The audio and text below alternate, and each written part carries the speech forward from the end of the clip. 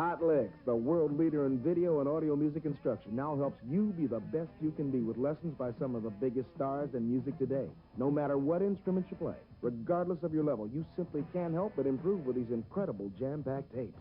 You'll learn guitar from stars such as legendary virtuoso Eric Johnson on his 90-minute earth-shattering video, Total Electric Guitar, or the amazing Vinnie Moore on his two incredibly hot videos, Advanced Lead Techniques, and an even more advanced speed, accuracy, and articulation. Vivian Campbell of Dio and Whitesnake fame has a lead guitar masterclass that'll blow you away. And Bruce Kulick, Kiss's fiery and inventive guitarist, has an incredible video aimed at the beginner-level player. Surely all of us can learn something from studio legend and master Tommy Tedesco as he takes us through the paces in playing guitar for a living. And Arlen Roth, founder and producer of Hot Licks Tapes, and the man who taught actor Ralph Macchio from scratch for the film Crossroads, has 6 great videos, including Chicago Blues Guitar, Slide Guitar, and Hot Country Lead. And speaking of hot, the one and only Danny Gatton has an all-new video for Hot Licks that'll simply knock you out with its red-hot information. In the jazz department, we have a wonderful solo jazz guitar lesson with the inimitable Joe Pass, 2 great videos from Emily Remler, contemporary guitar improvisation with Jackie King, and country jazz guitar with Joe Dalton. Michael Fath's video on progressive classical rock is a true masterpiece, and Marty Friedman opens up many new doors with his exotic metal guitar tape. We pride ourselves in the blues idiom, and along with Arlen Roth, blues masters such as Lonnie Mack and Mick Taylor show you how it's really done. In the classical and pop guitar field, we have Effortless Classical Guitar by William Cannongeiser, renowned soloist and player of the classical guitar parts in the film Crossroads, as well as a masterful work by the great Jorge Morel on composition and arranging for the guitar. If you're a bass player or aspire to be one, we have videos that offer something for everyone, such as the Masterclass with none other than John Entwistle of The Who, one of rock's all-time most influential players. Rudy Sarzo of Whitesnake shows you some of his hottest secrets on his lesson. And David the Beast Spitz of Black Sabbath and Impellitteri gives a great rock beginner's bass lesson. Super Chops for Bass by Beaver Felton offers beginners just what the title claims. And R&B legend Jerry Jamot has created a true video masterclass that no complete bassist should be without. In the truly contemporary bass department, the brilliant Stuart Ham, solo artist and bassist with Joe Satriani, has a video entitled Slap, Pop, and Tap for the bass that covers all techniques imaginable, including his incredible two-handed tapping style. While we're on the subject, one of the true masters of the polyphonic bass, Chell Benner, has created a video strictly for the two-handed style. Our drum lessons includes a rock drum soloing and double bass workout with the legendary Tommy Aldridge, as well as a beginning-oriented master video with rock great Carmine Appice. There's also an incredible drumming essentials video with none other than Tico Torres of Bon Jovi, which covers everything from exercises to recording secrets. In the keyboard department, David Bryan, also of Bon Jovi, gives an incredibly intense video lesson that deals with all subjects important to rock keyboardists, from classical technique to equipment. For banjo beginners, we have a terrific bluegrass video with Fred Sokolow, and there's even an instant blues harmonica video with David Harp. Hot Licks is also proud to present the legendary guitar of the one and only James Burton, the original Hot player whose work with Rick Nelson, Elvis Presley, Emmylou Harris, and so many others has influenced us all. Plus, master player Robin Trower delivers an incredible masterpiece with his classic blues and rock guitar video. Jazz and fusion guitar pioneer Larry Coryell gives you an amazing advanced jazz guitar lesson that will improve your playing forever. And rock bass players will get a truly advanced and unique workout with master player Randy Coven. And no matter what instrument you play, Greg Irwin, who dazzled everyone on The Tonight Show with Johnny Carson, has a finger fitness tape to help make your own playing stronger and faster. You'll find that Hot Licks videos are of the highest visual and audio quality and feature helpful items such as split screen, extreme close-ups, and even though you don't have to read music to learn from any of these tapes, most feature the music and tablature right on the screen. Don't be fooled by our imitators. Hot Licks is the original, and we are dedicated to always bringing you the best in tape musical instruction. Let the best make you better on the tapes that really teach. Hot Licks.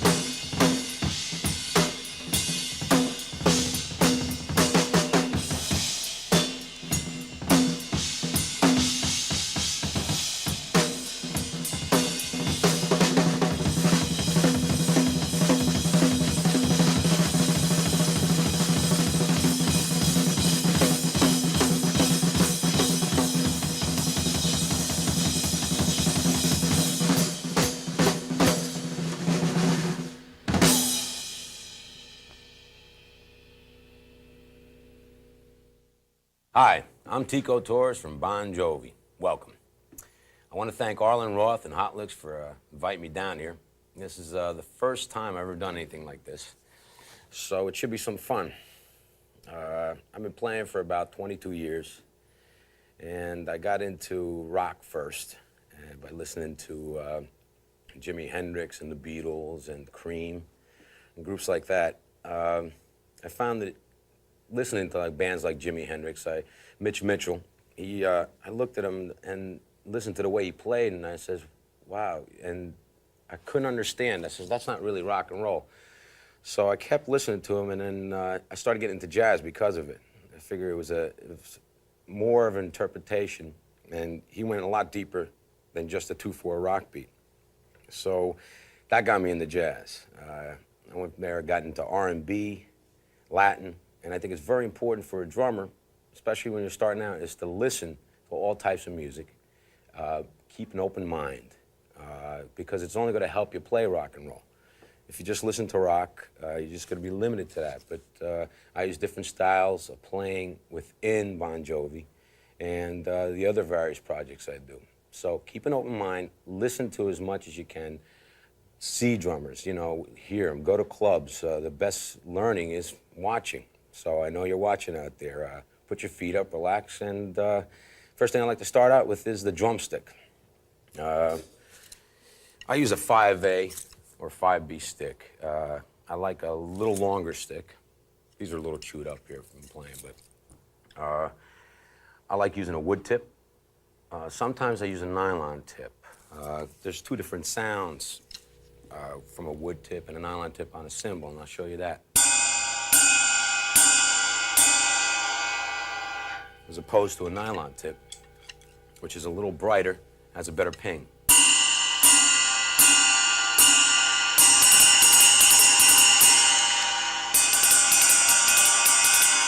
So the wood has a warmer sound to it.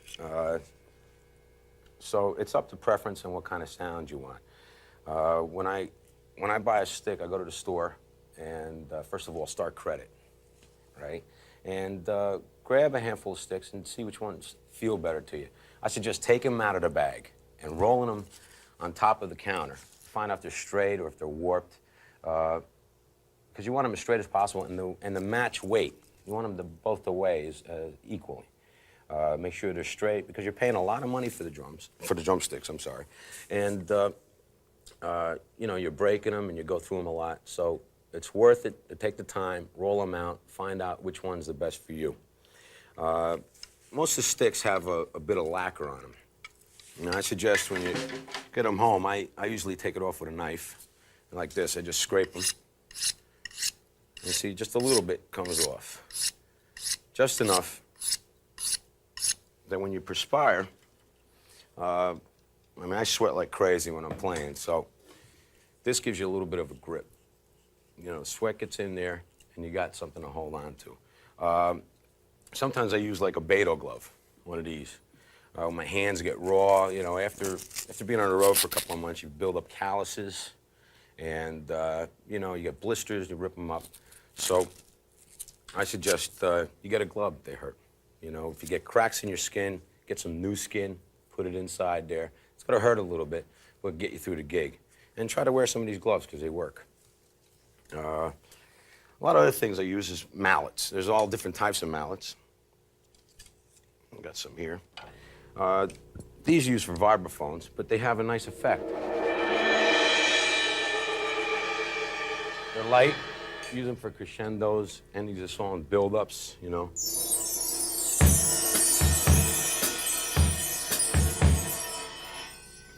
And you got a harder mallet for different kinds of effects. And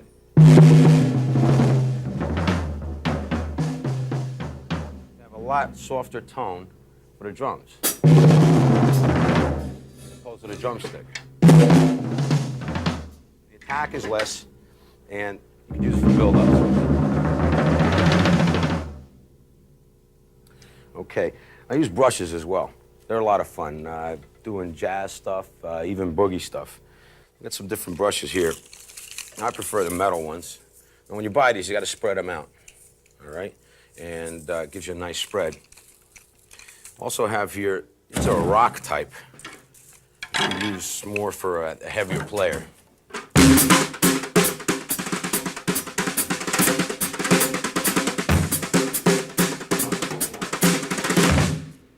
So these you can get around. For a rock drummer that doesn't really want to even go into anything with the wire brush, because this is a softer sounding, here's the other one.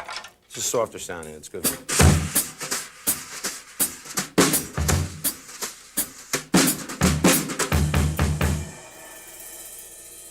And again, you can use it for cymbals.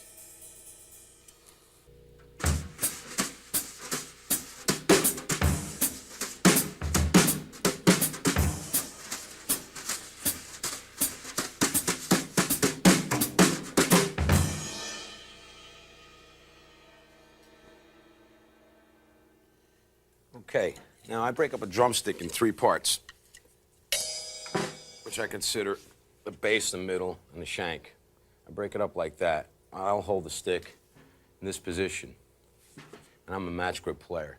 I also sometimes go traditional, like this. You know, for like, I feel it better for jazz or rolling type of thing.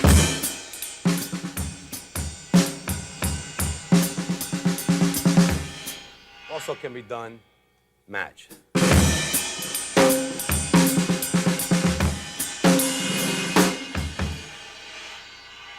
Now playing rock, you hit pretty hard. So I enjoy hitting hard. So I think it's very important that you don't hold the stick too tight. You can get a tendonitis and hurt yourself.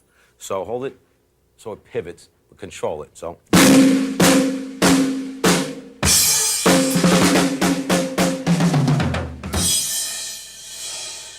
Very important not to choke it, because you got a long life of professional playing, and if you hold it too tight, it gets tense in here, and you're supposed to play relaxed. So control the stick, but it's okay to hit hard. I mean, these heads can take 10,000 pounds per square inch, so you're not going to go through them. The drum set, you're going to find doing sessions, going into the studio and doing a session, you're going to use a different drum set every time. So you have to get used to setting it up your way as quickly as possible. Sometimes you basically have to adapt. I mean, you're going to do jam sessions, you know, when you get up and jam, there's only so much you could change. Maybe just adjust the snare drum and a couple of cymbals. So I suggest doing club dates, or somebody calls you, somebody's sick, and you got to stand in for a drummer. You got to use his kit. You have to learn to adapt, so keep an open mind. Be flexible. Especially in the studio, you have mics, you have to work around them, you know. You got to look at them, place them far enough, but close enough to the head where they're not in your way. Be comfortable with the set. Another thing that's very important with drumming is tuning up the drums. This is the key to it right here. I tune the thirds and fourths. Meaning by that is, I'll start like this, off a piano, thirds and fourths. So this is from the floor tom to the higher floor tom is a third. From this one to the higher tom is a third. From this, from the higher tom to the piccolo tom is a fourth. So.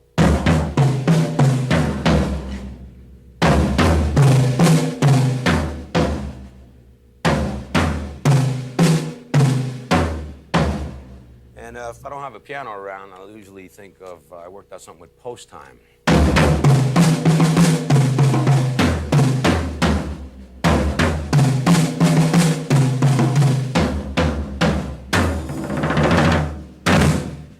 And that's usually the way I tune them. It's important to have your drums tuned well. You don't have much time in the studio, and time is money. So try to tune each lug equally. I tune my bottom heads not quite as tight as the top ones. The top ones, I need the rebound. I mean, there's air pushing in between there in which the tone. So to have that rebound, you really have to tighten it up as much as possible. So you can do, you know, if you want to do a press roll, double stroke roll, and just get that bounce. Let the stick work.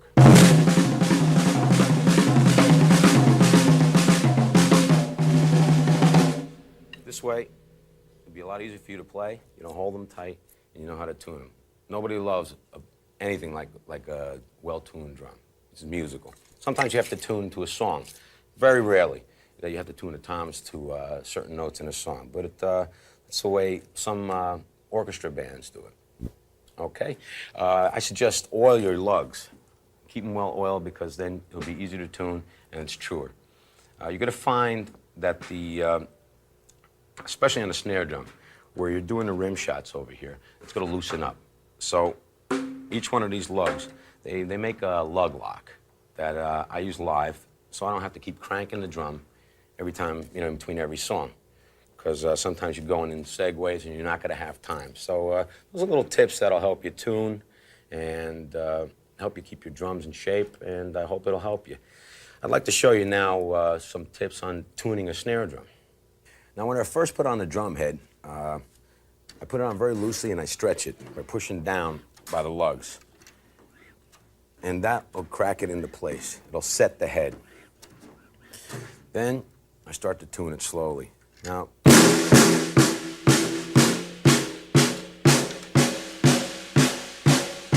I'll start cross-section tuning.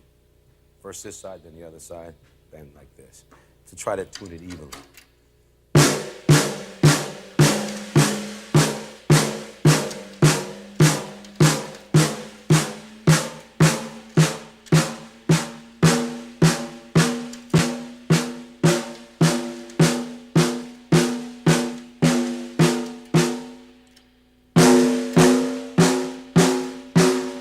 It's important, I try to get by hitting the tips over here, by every lug.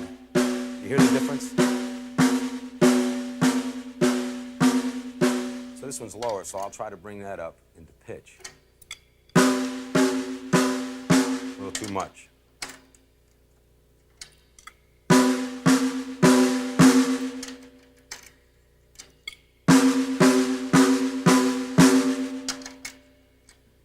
Try to get them as close as possible to each other. Now they're getting close now.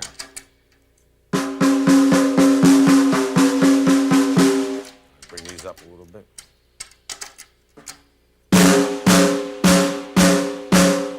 That's close to where I want it. A lot of rebound, it's nice and tight. And remember, you can't, it's very hard to break these. Remember that 10,000 pounds per square inch. So you can hit it as hard as you want. Now, you hear that ring, that over ring. You have a lot of problems when you're miking a drum. So, first of all, you could use one of these. I cut these out of an old drum head. You can buy them in the store already made. And this is about... I cut it about halfway. Now I take some of the ring off. I put a little piece of tape, a little piece of duct tape right there. You hear the difference already.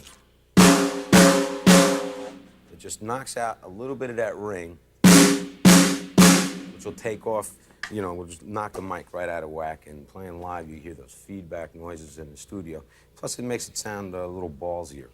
You could also use a piece of duct tape, which sometimes on tom-toms I use. This even gets a little darker even.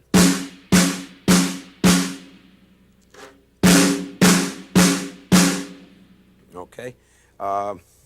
It's important to try to alleviate that. Like I said, for live shows, my sound man goes nuts if first of all, if it's a detuned drum, it'll sound off color. And if you don't use these, sometimes you're in trouble. So it's important to think about that. Here's a little trick. If you take a towel and you tape it in the front of the snare drum, now that gives you separation from the bass drum mic and from the tom-toms, because the snares are always ringing. So you get equal separation. Now you can turn up the tom-toms more, and the bass drum and the snare drum mics are more separate. So it's not going to get in the way of each other. So remember that. You could tape that right here. You could even do that for live. Get a black towel or something, and that'll give you that separation. For the bass drum, I use a little bit of padding, and just enough to give me the attack. Because if not, it's a big instrument, and there's a lot of air flowing in there, and it kind of gets lost in the sauce. So what I usually do, you want the attack from the beater. So what I usually do for a bigger sound, I take newspaper, and I shred them like 3 to 4 inches in strips. and I fluff it up in there, and I make a pile about 6 inches deep. And they just lay it against the head, and when it hits, it flies away. And that's for a nice big round bass drum sound. I prefer a 22-inch bass drum because it's not too big and it's not too small. It's punchy enough for my kind of music. If you want a little duller sound, you put some packing blanket in there and I lay it in there. A lot of guys do that, you know, they're unloading the truck and they throw the packing blanket in the drum. I like keeping the front head on with a hole in the front just for the mic so I can still get that round tone like the tom-toms. You could use foam. You can cut it up and buy the foam about 1 inch thick. Lay it along the bottom halfway to the drum, and it just barely touches the head, and that gives you enough attack. Right now I'm using a packing blanket, and that gives me the attack I need. If you don't have any of the above, just go for your jacket, whatever you can get your hands on, throw it in there, and that'll give you the attack you want. And also makes the sound man happy, all right? Now, in the studio and even live with Bon Jovi and sound checks, we'll go through the tuning and I'll set up the drums and get them all fixed up the way I like them, and I'll play. Now, sound men, especially in the studio, they'd like you to hit the drum precisely, hard, definite.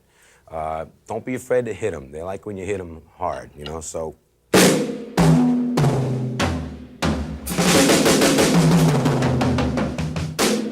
Everything's definite. There's a VU meter in the studio and on the board, on the soundboard, that they usually set it where they want it, at the top level, and you try to hit that consistently. In other words, go ga, not. You know, you don't want to do it too soft, and you don't want to go. The bass drum moving like that, try to stay steady in all your playing, because that comes out on the mics, and it's important, because most of the playing in clubs and studio and the big shows is all through the mic, and it makes your sound better. So try to be as definite as possible.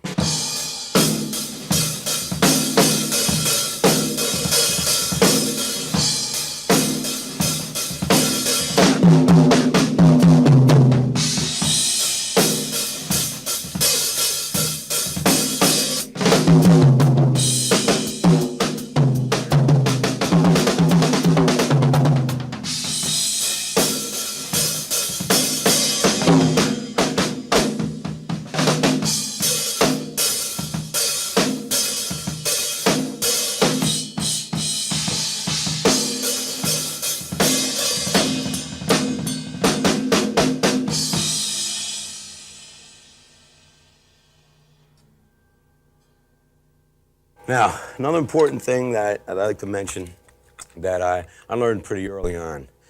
I met some drummers with back pain, so I says, why?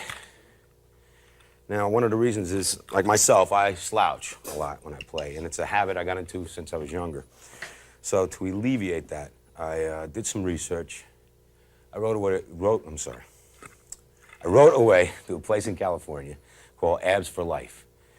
Now, this was a martial artist, and he devised some exercises, some leg lifts that tighten up the stomach and help the lower back, thus strengthening it. Now, if you want to play for a lot of years, which I'm going to play till I can't anymore, when I'm 50, 60 years old, I don't want to have that lumbago pain back here, and which is very painful. So to alleviate that, I suggest it takes 5 minutes a day to do this exercise. I'd like to show it to you for your future years of playing as a drummer. I was saying, this is very good for the lower back, and I know it looks kind of goofy. It's the Jane Fonda hour. I'm not as good looking as Jane Fonda, but you got Simba right here. Now, I'm going to show you how to do the exercises. Every time I want to do exercises, she takes off, but here she is. All right, what you do is you put your hands under your buttocks, keep your head up, and do leg raises, like this, from 8 inches to 18 inches. Do 20 of those. Then you rest and do another 20. Now this helps the lower back without straining, okay?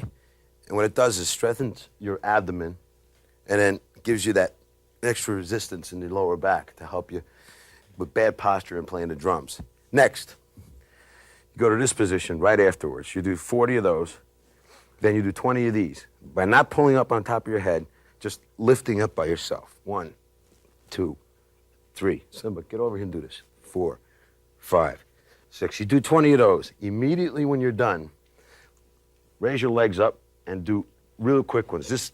So far we covered the lower abdomen, the midsection, and now the top. And you do these really fast without pushing up on your neck. You do 20 of those immediately after. And that should help you with lower back problems or alleviate them. Continue to do them every day, 5 minutes. It only takes 5 minutes to do them. And I know this is not much for, as far as has nothing to do with drumming, but it does. It's good for your back, so give it a shot. Simba, come on, girl. She never wants to work out. I'd like to show you some things with cymbals now. I love using the cymbals. I love the tones you get out of them and the sounds. A lot of guys like Shelly Manne really are versatile when it comes to cymbals. I personally played a bell a lot. I think, you know, you're playing a verse, you go to the B verse, it's the second half of the verse, and then when it comes to a chorus, I go right to the bell and it just opens the whole song up. It makes it, that is the chorus. And it's also sort of like a little lead instrument, you know, it's like a guitar player. And you could also play with the guitar when he's doing a lead, that I really enjoy doing. Like in Wanted Dead or Alive, I'll play, I'd like to talk about what I call the whale sound. I went to Berkeley about 12 years ago and for about a week, and Jose Madero was doing a lecture there. And he did this on a conga. What you do is you wet your finger and tap the head and rub it across there, which creates a vibration.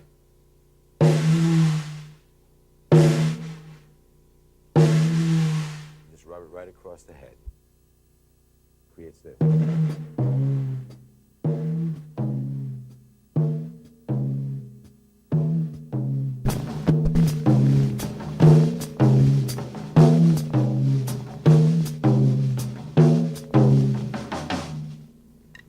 For a slow song, I actually have used it, and there's a song called We All Sleep Alone, Cher does it, where I do that type of rhythm, and it's a slow song. It's like...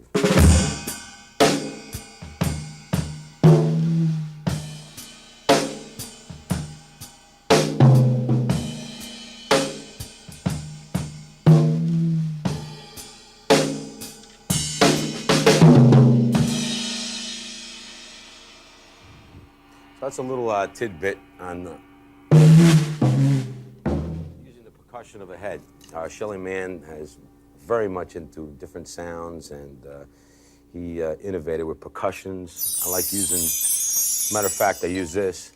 It's a kid's toy for the beginning of Living on a Prayer. So anything having to do with sound, be creative, be open. I use metal ashtrays for a clanking sound, like an anvil. And so just try to use anything in your house. Everything sounds good. And just be creative. Next thing I want to talk about is the groove. I look at it like a wave. And with time is very important. A drummer needs good time. Years ago, that's all a drummer did was keep good time. And they weren't allowed to be innovative. But, you know, there's a lot of drummers that opened that up since the 30s. And it's become somewhat of a lead instrument at times. So, but you still have to hold the groove in a band. You have to do the fat back, and that's just lay it in there. Simplicity is genius sometimes. And when it's your turn, you can go for it. But it's better to play simple and make the song breathe. What I meant by a wave was, when I used to surf, the best position on a wave would be the crest, would be to speed you up. The middle, again, like the sticks, 3 parts. The crest to speed you up. The middle is usually where you sat and went across the wave. And the bottom, you kicked in, you dug in, which slowed you down. So you had speeding up, moderate tempo, and slowing down. So I look at when using a click track,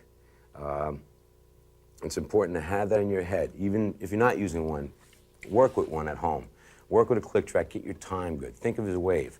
And when you're playing a song, you have to lay back at certain parts, right behind the beat. Just think of that rhythm there, keeping you going. So when you play with a click track, try playing on top of it, right on with it and right behind it. And it's very important. Let songs breathe. Let the way you play breathe.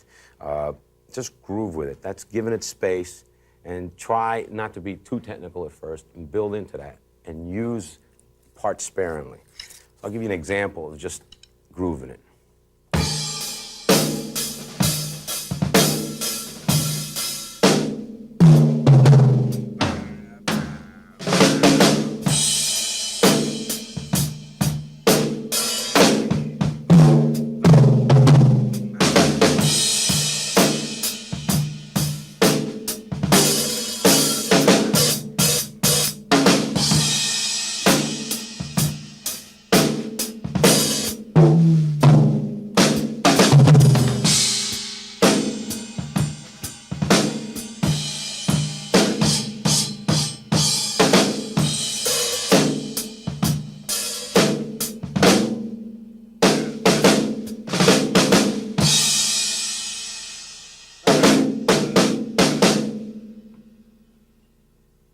That sometimes happens when you're playing.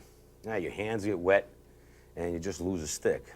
Now, one thing I want to talk about is when you throw a stick, try not to throw it in the audience. You might hit somebody in the eye or something.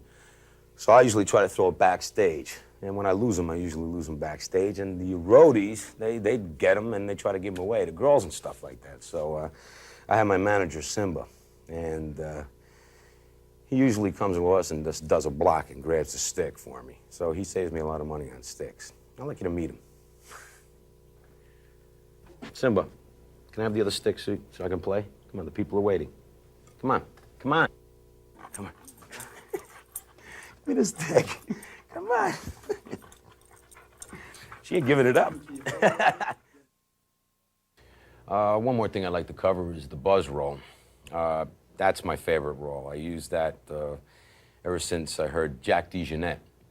He's very good with press rolls, and they're really not that hard to do. What you're doing is letting the stick work for you by taking it up and dropping it.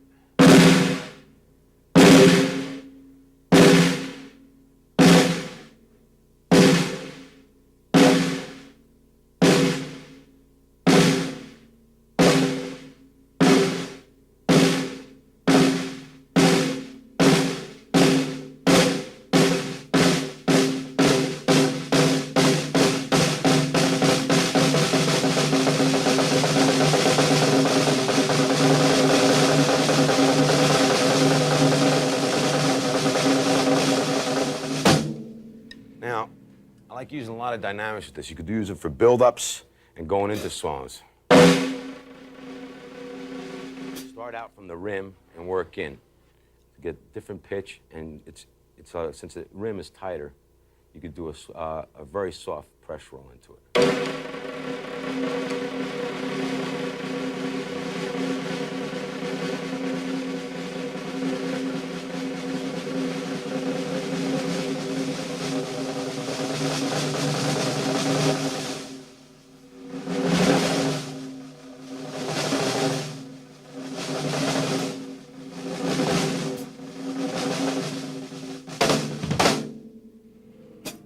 Now that's a press roll. You could do it around the set.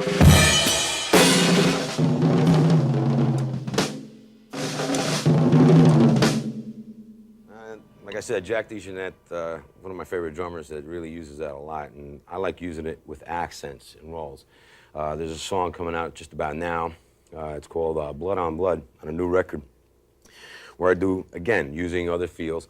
It's sort of a samba feel, but I'm doing quarter notes on the bass drum instead of the doubles. So I use the press roll in within my rolls and moving in and out, accenting. So I'll show you a little bit how that goes into Blood on Blood. It's the middle section of the song.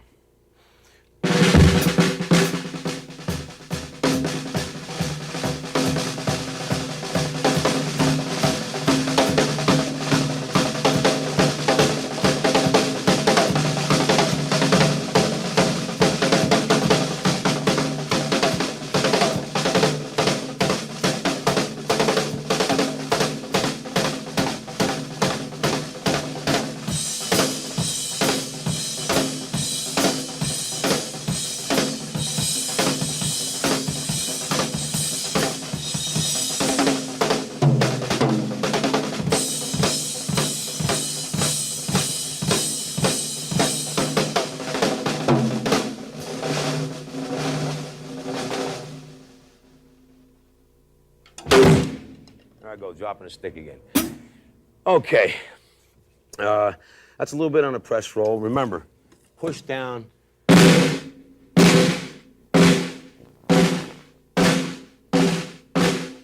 going and try to get it as even as you can. Work